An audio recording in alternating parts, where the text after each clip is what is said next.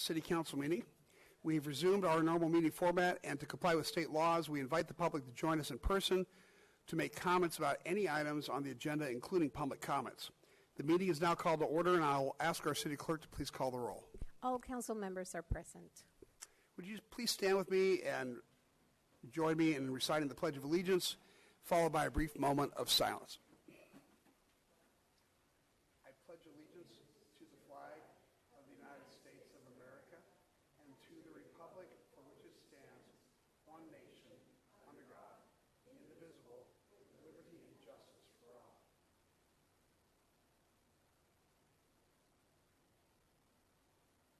Thank you.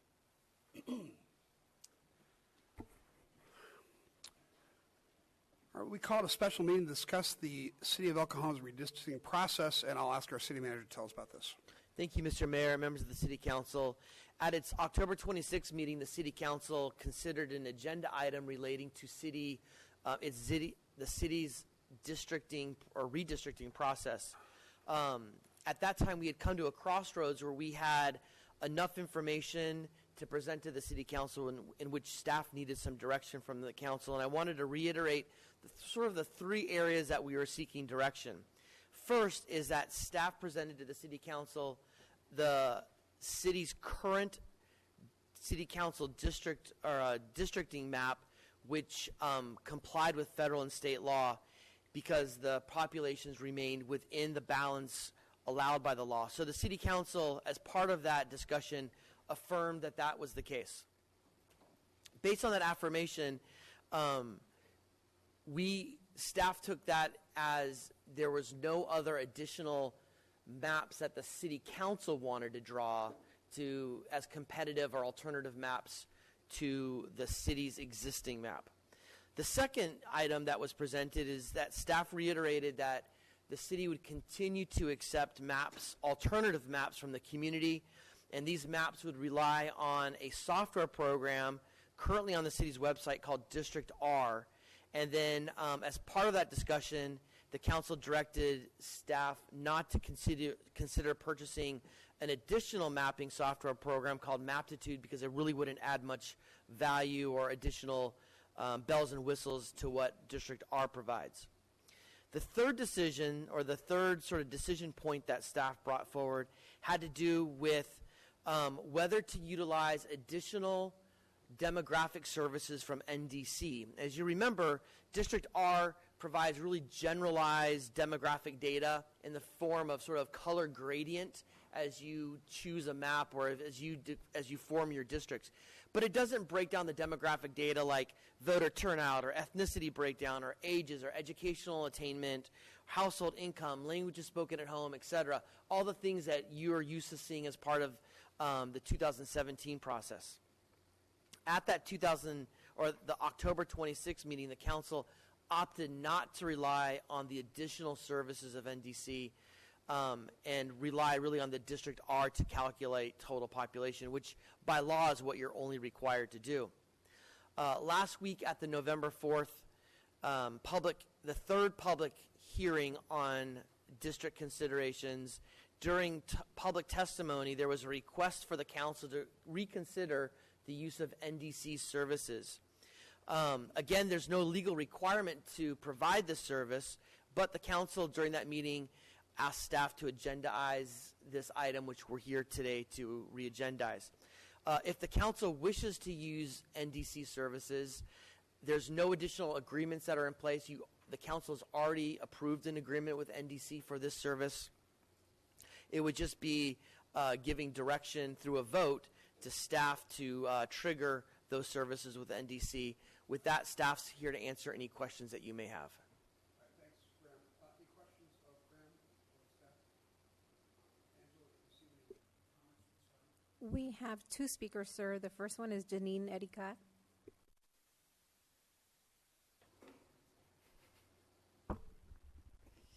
Good afternoon, council members. I want to thank council members and city staff and everyone in attendance for making this special meeting possible and for the opportunity to speak today. As you all know by now, my name is Janine Ericat, Policy Associate at PANA, and we've been working hard with the Mejdad Center to ensure that our communities have access to participate in this process. I'm speaking today to urge you to take this first step of hiring a demographer. I also want to emphasize the importance of taking into account the input of communities of interest as community maps are drawn and considered. For the public's knowledge, the Fair Maps Act was passed in 2019 to ensure fair and inclusive redistricting at all municipal levels in the state of California that takes into account the nuance of redistricting, including communities of interest whole. And so despite the fact that the lines drawn in 2017 remain equally balanced, they were adopted under a different legal landscape. For example, the council now also has to consider demographic data that applies to the Federal Voting Rights Act and how data applies to communities of interest testimony per the Fair Maps Act. I want to highlight the importance of a demographer who does not only analyze census data, but additionally has to supply the council with evolving or changing data based on shifting or current lines in submitted public maps or council-requested maps for consideration. For example, all the council has right now is basic population demographic data from its current map, and it doesn't have a deep dive into the data for the maps submitted by the public, which have multiple public submissions.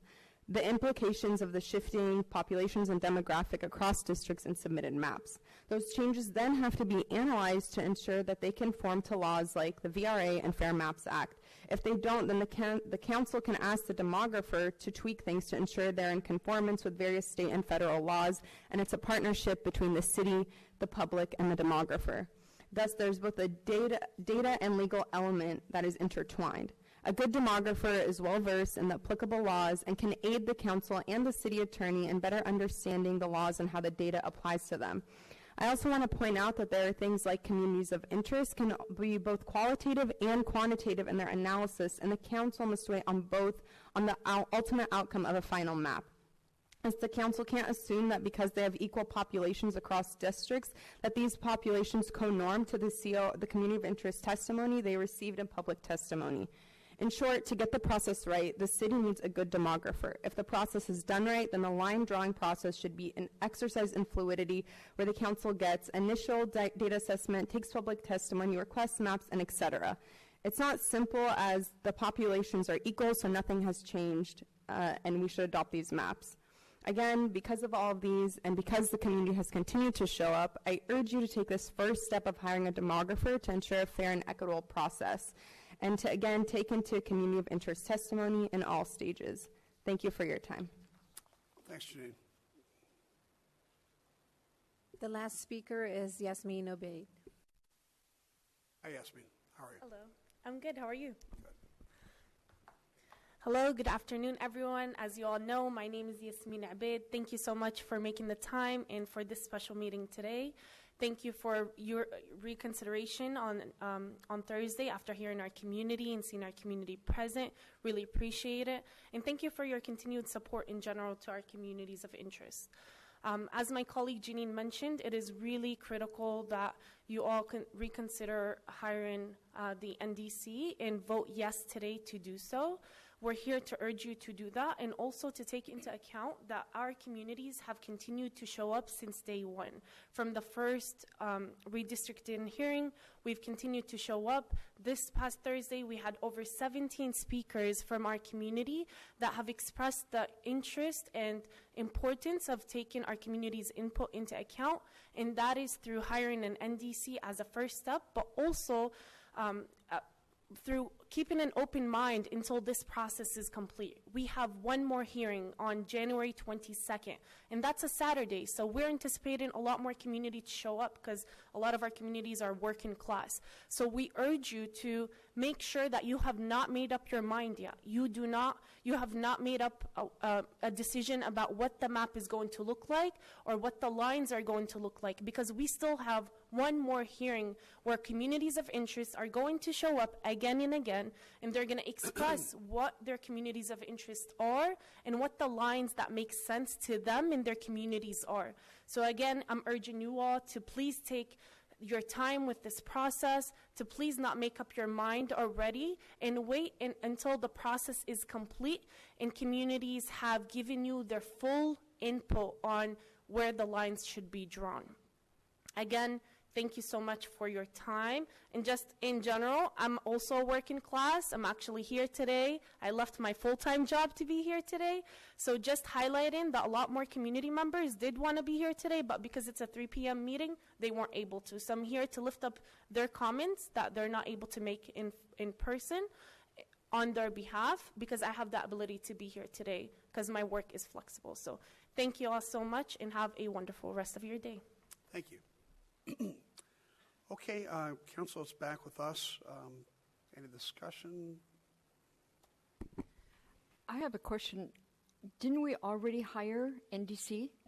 Yes, NDC's already hired. They're under contract already. We just staff needs direction from the council of whether you want to utilize those additional services, which would cost $20,000. Okay, because from what I was hearing from the community, that we had not hired NDC, but in fact we had. We actually had already, and they still are. Even if you were not to utilize the $20,000 of additional services, we have a demographer in our disposal. Okay. And just to let the audience know, I too am working class. I have to work, and that's why these meetings are important, but we're not all retired up here, and I understand your frustration of having a 3 o'clock meeting, but I rush down here too from my office and make arrangements with my employer as well. Steve. I think there was some confusion at the last meeting when we talked about going forward with the existing map. And I think the city managers clarified that today. Did we want to see another map besides the existing map? And I think that's a clarification that helps. I think the community is right. We should not make up our minds on whatever map we choose until we've heard all the public input from the public hearings. So, and unfortunately, I was on the losing end of a vote last time that said we should not use the $20,000 to provide demographic services to the community's map. I expressed that left the community at an uneven disadvantage because they could submit maps without demographics, but we had a map with demographics, and that just seems unfair to the public. So I'm very happy to see that this is back on the agenda today, and I would make a motion that we approve the $20,000. Before we, I thank you for the motion. Let me just, I think Graham wanted to say something. I appreciate that Councilmember Goebel recognized the clarification of what the council really had done at the last meeting. I think it's also important to clarify that, and we heard from the public commenters that there's this need to follow the Fair Acts map. The reality is that at some point the council has to make a decision on a map and hold its fourth hearing to consider that final map. The reality is that this council right now could adopt a map for consideration. I think it shows that this city council has gone a little bit above and beyond to take public comment, because you could have already moved this process far further along than you have, but you've continued to take public comment, and I appreciate that from the council. I think it's important that the public recognize that this council has gone above and beyond in following the Fair Maps Act. I have a motion on the table. Would somebody like to second? Second. Moved and seconded. Please vote.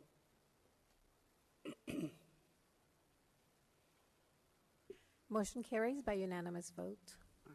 That brings us to adjournment. The joint special meeting of the El Cajon City Council and El Cajon Housing Authority held this 9th day of November 2021 is adjourned until Tuesday, November 9th, 2021 at 3 o'clock, which was 5 minutes ago.